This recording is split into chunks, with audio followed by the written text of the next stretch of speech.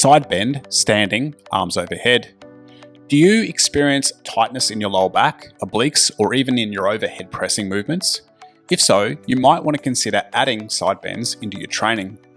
One of the major benefits of lateral flexion is the fantastic stretch we get on the side of the torso, specifically the lats, obliques, QLs, and indirectly the muscles that attach to the side of the hips, glutes, piriformis, TFL, and ITB. This standing side bend variation is surprisingly effective when performed correctly. If you're new to lateral flexion, start with the arms bent and the hands placed behind your head. This shortens the lever length and makes the movement a little more gentle. As your lateral flexion strength and flexibility improves, you can straighten your arms overhead to increase the leverage and deepen the range of motion.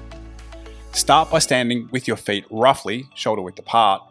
Set a posterior pelvic tilt, PPT, by contracting your glutes and tucking your tailbone under.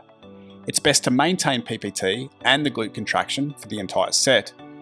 Place your hands in the chosen position. Then, keep your hips square as you laterally flex the spine. Lean the shoulders one way while pushing the hips the other way.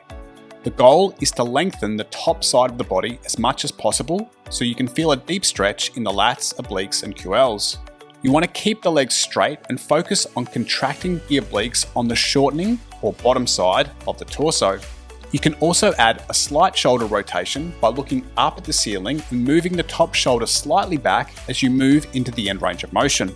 Pausing at the bottom for 3 to 5 seconds on each rep allows us to hang out in the stretch position. We can also add longer isometric holds as this allows us to explore the stretch position and find the best line of stretch. Performing 2 to 3 sets of 3 to 5 reps with an isometric hold of 10 to 15 seconds at the end of the set is a good starting place for most people. Give it a try and see how you go. If you've got questions, please leave them in the comments. If you found this video helpful, please hit the like button and subscribe to the channel.